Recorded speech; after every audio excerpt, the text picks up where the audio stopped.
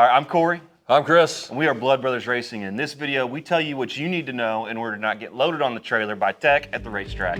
Woo!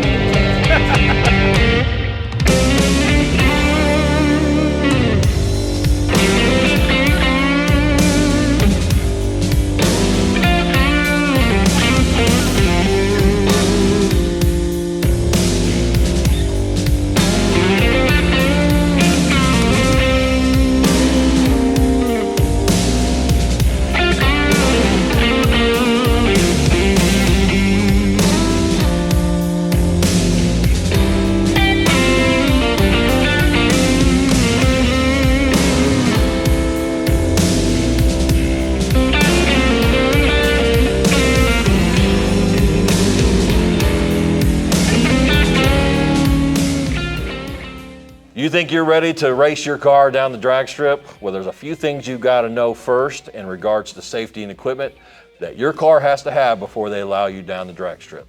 All right, so whenever you get to the track, they're gonna have you tech in. And we're talking about NHRA tracks here, and we're not talking about the outlaw tracks that let you do whatever you want. We're talking about the legal sanctioned tracks.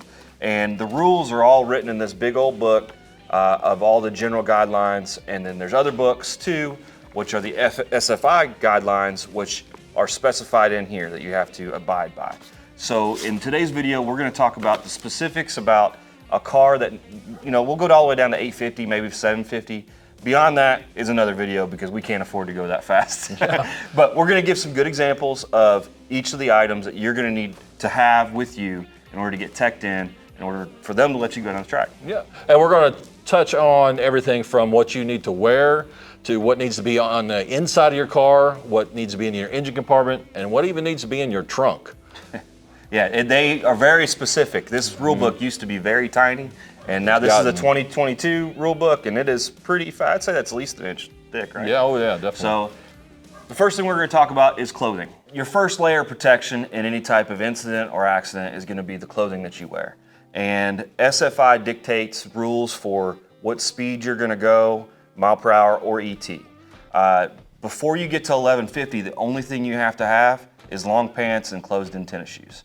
So you can go to the track. I think they even let you wear just short sleeve, but I'm not 100% sure on that one. So don't have a jacket is what I'm saying. All right. Yeah, yeah. 1150, they require you to have a jacket. Yeah. So if you go faster than 1150 and a quarter, you're gonna have to wear a single layer jacket, and that's the SFI number on that's 3.2A/1. This right here is a 3.2A/5, and this is what you have to wear if you're gonna go faster than 10 seconds. So at 10 seconds, they require you the next level up, and the /5, a rule of thumb to that is you double it, and that's how many seconds you can be in flame impinged without getting third-degree burns. it doesn't sound like a very long So time. a /5 gives you 10 seconds, a /15 gives you 30, 40, or 20 is a 40, so on and so forth. So you pick the style or what you're comfortable wearing until SFI tells you have to wear this. Basically, if your car's on fire, can you get out of your car in 10 seconds or not? Well, that's what the decision we made when we were running before 10 seconds is we went ahead and got a level 5 because 10 seconds isn't a whole long time, but hopefully it's enough time for 10 seconds, But anyway, so 10 seconds, 10 seconds. I didn't think about that. Yeah. All right, so that's what the /5 and the 15 and 20 do. Also, once you get past 10 seconds, they also start requiring you to have gloves and shoes and a neck brace. The neck brace isn't a Hans device, but that is coming. In 2024, the NHRA is dictating that anybody running faster than 150, which is faster than 10 seconds, is going to be required to have a Hans device. So keep that in mind in the future. Here's an example of some gloves.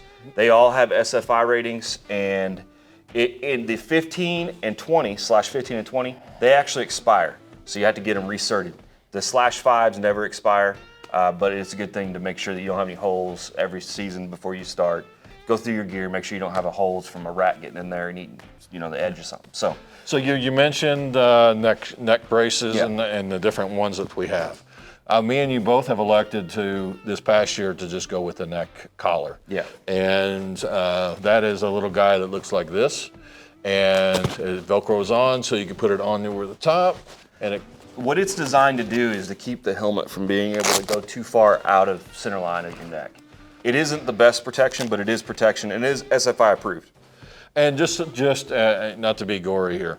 Are we going gory? We're going gory. So back, years and years ago, a famous race car driver hit the wall in NASCAR.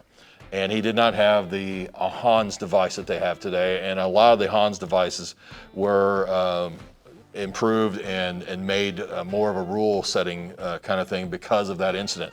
I don't even think he had even one of these. No, I don't believe he did. And so when he hit the wall, his head went this way and back, and it pretty much snapped his neck. Yeah. And so these are important because it will prevent you from moving too fast. And that brings up a good point. SFI isn't just NHRA. It goes across all motorsports, and they just approve and test the equipment for whatever the recommendation that NHRA or the division sanctioning says that they want the level of protection. That's what they certify to. That's what the SFI sticker is, or the SFI tags. The next thing we're going to talk about is the helmet. The helmet is obviously on your head, and it's got to be approved by SNELL or SFI. SNELL is the rating on the back.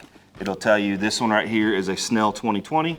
So I believe just last year they got rid of the 05, so you can't wear an 05. So you want to make sure that your helmet is in spec for the year. And again, you're going to have to check the rule book for the year that you're racing in. Yeah, and just as an additional safety, and maybe you can answer this question, is the face shield actually required? It's required once you get faster than 10 seconds. Yes. So even if you're slower than 10 seconds, it is good to have one of these. I have seen cars that have had flames in the cockpit. They've had flying transmission fluid coming through there. And if you don't have this down, you may actually go blind. Yeah. That, and it's also a layer of protection for fire. If the fire can't impinge in there, you're hopefully going to keep your eyebrows. And to double this, you have to have a sock on top if you're going a certain speed too, right? Yeah, that goes, you're starting to get to 850 at that point. I'm going to wear a sock because I'm running methanol, which is a fuel that you can't see on fire. So that gives you another extra layer of protection. And I happen to have a few extras from my job at work. Yeah, because basically the firemen wear them, it's right? It's the same thing. Yeah. Yep. So the next thing that is your next layer of protection is going to be a seatbelt. So let's go and talk interior. Okay, let's go. So after you get your wearables figured out, the next thing you have to worry about is your seatbelts. And this is going to be a 5-point system that is required if you are going faster than 11.5 seconds. That's SFI ratings. And so these seat belts here, they are good for 2 years. And I still have, looks like about another 1.5 years of racing that I have on these seat belts. They're not real expensive, but they're something you're out to replace every year. And so you want to make sure they're nice and snug, because this is going to be your insurance policy for not flying out the window. So another important feature inside your car that you need to have is a fire extinguisher. This is required from 10 seconds and faster, but I do recommend that you have one in your car anyways. The NHRA rules state that they have to be within the reach of the driver when you're in the seat, and they have to be mounted properly. And this one is mounted pretty well, and I have a pin that I can potentially pull, and get the fire extinguisher in my hand. So as you get out on the track, you're going to want to have as much safety features surrounding you as possible in case there is some kind of collision out there on the track. If your car is doing 11.5 seconds in a hard top or 13.5 seconds or faster in a convertible, NHRA requires you to have at least a roll bar in your car. This car here has a 6-point roll cage, which is basically saying that there are 6 points where this roll bar is attached to the frame. As you go faster and you get down to 10 seconds and faster, NHRA requires you to have a beefier cage, and we're going to take a look at that right now. As you gather up speed and you gather up ET, NHRA is going to require you to go and get yourself a roll cage, an actual cage. The first level is called a sportsman cage, and they range in different situations, but generally they're 10 or 12-point cages, and they won't have all this extra stuff, okay? The next point is going to be all the SFI certs, and they are about 5 or 6 different series that you can go for. This particular truck's an SFI rating of 25.5, and I'm able to go down to 750 in the quarter. This truck has to be inspected every 3 years by an NHRA tech supervisor, and you will get a SFI sticker like this one right here. One thing about the chassis is sometimes they have an additional rule that you have to have. With this particular chassis, I have to have a window net, and a window net is also SFI approved and certified, and I have to get this one re-inspected every 5 years, and it gets clicked in right there. This is a requirement at 10 seconds and below, so if you go faster than 10 seconds, you're required to have a window net. The next thing we need to talk about is rear end and tires, so let's go back here and check out that. All right, now that we've got the interior stuff talked about, the next thing we got to talk about is rear end and tires, and we're just going to kind of work our way forward in a race car. So the first thing we're going to talk about is the rear end. So for you guys that are running Chevy 10 bolts, 12 bolts, even some of the Dana stuff, you're going to have to buy C-clip eliminators to eliminate the C-clip inside the carrier. And what that does is if you break an axle, the tire can't come out. The next thing we're talking about is tires. Again, if you're running slicks, you're required to have a drive shaft loop and 6 inches away from the transmission. I'll try to get a short video of that on mine, but just you gotta have a drive shaft loop in front. I have one in front and in back. Also, the next requirement on the tires is you gotta have metal valve stems, and they do check for this. Unless you're running a tube tire, which obviously has the rubber valve stems, but you have to have metal ones front and rear, and I have seen people who've thrown out of the track for that, so make sure that is done. As far as electrical is concerned, NHRA does have some specific rules concerning this component of your race car. One of the big things is the battery, and they will check this. They need to make sure that it is firmly attached to your car using 3/8 hardware and in some kind of containment device. On top of the battery, you have to have a ignition total system shutdown that can be easily reached by anyone on the track crew. It's always placed in the back of the car, and it's clearly labeled on off. Another thing that the NHRA does require is that you have working taillights. Basically, some of these races happen at nighttime, and they need to be able to see your car at the end of the track, where the lighting may not be so sufficient. So, working taillights, secured battery, and an on-off switch for your whole car's electrical system.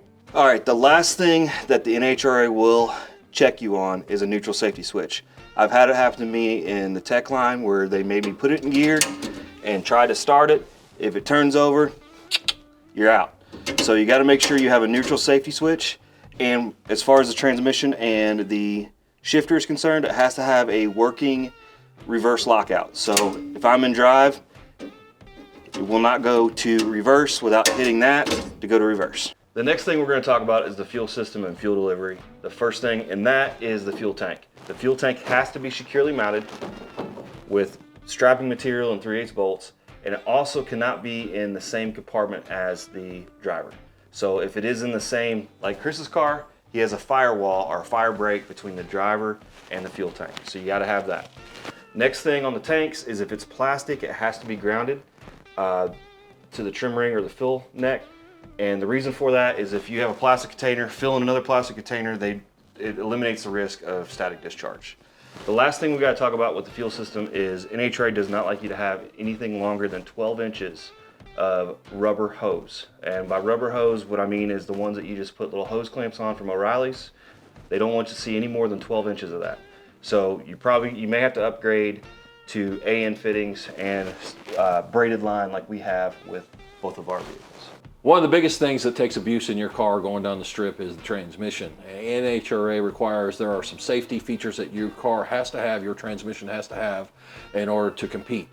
If you are running a manual transmission, you have to have a 1.1 or a 1.2 flywheel flex plate for the clutch if you're going 11.5 seconds or faster. This is also a blow-proof casing that's going to prevent anything from reaching the exterior of the transmission if the flywheel clutch assembly was to destroy itself inside the car. If you're like most racers out there, you most likely have a automatic transmission you're racing down the strip. This one here is a Power Glide. It's a 2-speed. Regardless of the transmission that you have, if you are driving an automatic transmission, you also has to have safety features in place. If you're going 11.5 seconds down the strip, you have to have a scatter shield flex plate device that is going to prevent that flywheel from exploding and reaching the outside of the transmission. If you're going 11 seconds and faster, not only do you have to have the scatter shield for the flywheel, but you also have to have a transmission shield. This one here covers the top, and this piece here covers the bottom where all the guts of the transmission are, and this prevents anything from reaching the outside of the transmission if it was to explode. One last thing you have to have on your transmission if you're going on 11 seconds or faster, NHRA requires a locking dipstick tube. And basically, it's the tube that locks in place and there's no pulling it out. This prevents from motion overpressure that may push that out and eject transmission fluid all over the track. All right, obviously my motor is not stock or standard, but we'll go over the stock and standard stuff first, and then we'll go over the few extra things I gotta have for a blown alcohol motor. So the first thing tech's gonna look for is a throttle return springs, which every assembly has to have 2 throttle return springs. Regardless if it's a carburetor or blown injector motor, you must have 2 exterior ones. Inside the Holley carburetor is a return spring, they don't count that as one. You still have to have 2 additional springs. The next thing they're going to look for is the actual throttle linkage. You can do it 2 ways. You have to have at least a push-pull cable system, which is 2 cables coming up to the throttle linkage, or you have to have it hard linked, similar to this one right here, where it's directly to the throttle pedal. And what that gives you the ability to do is if it gets stuck open, you're able to shove the throttle linkage back up or pull your foot up. Mine pedal has a little bracket that goes over top of my foot, so if I pull my leg up, the throttle will get returned. So those 2 are the things that you're going to see on the carburetor or injection system. All right, another requirement for NHRA at 1099 or faster, you've got to have a harmonic balancer that's SFI rated. They're kind of pricey. I think they're $300-400 bucks. You can get more expensive ones, but neither Chris or I run these. We run just a crank hub for a blower. The blower belt itself actually acts like a harmonic balancer, so we don't need one. But just know, 1099 or faster, you're going to have one of those. The next thing we're going to talk about is the diaper. Some tracks require it for all speeds and ETs, but it's required at 10 seconds to have a diaper system. This one right here mounts to the a bracket off the header, and it protects the bottom of the oil pan. It's also Kevlar, and it has an SFI cert. What it does is if a rod decides to exit stage left or right, it captures all the oil so it doesn't go onto the track. All right, one additional thing inside the engine compartment, you have to have a overflow capturing device for your radiator. It has to be at least 16 ounces, and it has to prevent any overpressure or overflow of your radiator. It has to be able to catch that so it doesn't make it to the racing surface. On the fuel side of things, if you're running a mechanical pump that's driven off the crank or the cam, it has to have a shutoff in the engine compartment that's operated by the driver. I've seen people get booted for these, even if they have a carburetor, which has floats, which technically shut the fuel flow, but they say if it's a mechanical pump off the crank or the cam, you must have a shutoff. All right, so now we're going to talk about some of the blower specific items of my system that I'm required to have. The first being gas or methanol, you have to have a belt guard for any lines that pass where the belt is rotating. And that's fuel or water. So I have to have a belt guard on both sides of my belt. And the reason I have such a large pop out is in case I change pulleys and I need to put the belt on the opposite side, I've got room for that. But it protects the coolant line and it protects the fuel line. Also a requirement is they're gonna make sure that you have enough fuel line, so if anything was to happen here, intake failure or something where the blower raises up, you have to have enough fuel line that it doesn't actually get ripped away from the blower itself. On most boost systems, you're gonna be required to have an SFI blow-off intake. It uses one of these disposable plates that's designed to explode or blow out at 200 PSI. On my particular setup, because I'm running methanol, on a Roots blower, they require it. On Chris's, they don't require it because he's running gasoline. It mounts to the front right here, and again, It's replaceable, so if you have an engine backfire or something and it blows this out, you can just put you a new one in. I believe those are around $25 a piece though. That's an expensive mistake. The last requirement for the blower is the blower restraint system. There's a few different types. There's a 5-point, a 4-point, and then there's a whole containment system. But the one I'm using is just the 4-point system. And again, it's SFI rated, and these straps have to be sent in every so often and get reserted.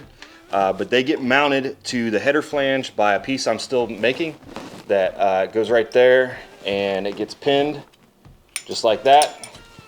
And it keeps the blower from, in the event of the SFI blow-off plate not working fast enough or at the right pressure, and this decides to want to eject to the atmosphere, these guys right here keep her grounded to earth. So that's what they're for. I have a hood, so I don't know that I really necessarily need this, but the NHRA says I do. So in order to pass tech, I've got these. All right, as you can see, a lot of these have SFI tags and punch numbers, and all of them will be similar to this, where it will give you a date stamp. That's when they expire and have to be recerted. Also, some of them will have a serial number on them and a date. It's a really good practice that when you purchase an item that you put it in an Excel spreadsheet with your serial number and expiration date, so that when you go to tech, you'll already have those numbers to be able to write down. Some areas like your flywheel or flex plate that you can't get to easily, it's a good idea to go ahead and take a picture of that, so that when you're going through tech and they ask about it and they want to see it, you have a picture to show, hey, this is the SFI number and serial number. Sometimes they give you an additional sticker when you buy one that you can put in a book, but at some form or fashion, you need to write all these numbers down so that when you go through tech, they have the ability to verify your numbers are accurate to the system that you're running. So be sure to make sure you write those things down. Make sure your time in tech line is more enjoyable. All right, guys, I hope that this video gave you, maybe taught you something, you learned something. Hopefully it makes sure that you don't get put on the trailer when you're at the track. And you know, we're not a nanny. We're not nannies. We're not trying to tell you what to do. We're only trying to tell you what tech's gonna expect of you, what NHRA expects of you. But we are gonna tell you this. If you don't feel comfortable wrecking your car at 150 miles an hour, losing consciousness, and not having all this safety equipment to hopefully save you until somebody can come get you out, then, you know, good on you. Yeah, but exactly. I want to have some protection. So. Yeah, so, you know, like I said, you know, I felt a little silly at first putting all this stuff on, you know, just to go 120 miles an hour in my first season. But I thought, you know, you hit the wall or you burst into flame, yeah. you know, and you don't have protection, you're asking for it. And it may take 10, 15, 20 seconds for the fire personnel and the safety personnel to come get you. Absolutely. So you want to have everything you possibly can. So with that, we're gonna say bye. But if you want to add to the conversation, maybe we forgot something or got some numbers wrong, put it down there in the comments. We'll try to make a rebuttal video if we made enough mistakes, but we're hoping that you guys can keep us honest down there in the comments. But don't forget to like and subscribe. And the biggest honor for us is if you share our content. It'll help the channel grow, and growing means we can buy nicer stuff and make faster cars. Yeah. And you know, it'll be good for everybody, even the viewer, because you'll see us make mistakes and then you'll learn from them and don't do those same mistakes. In essence, you kind of are sponsoring us. Yeah, you, the viewer, sponsor the Blood Brothers Racing. All right, love you guys. We'll see you next time. All right.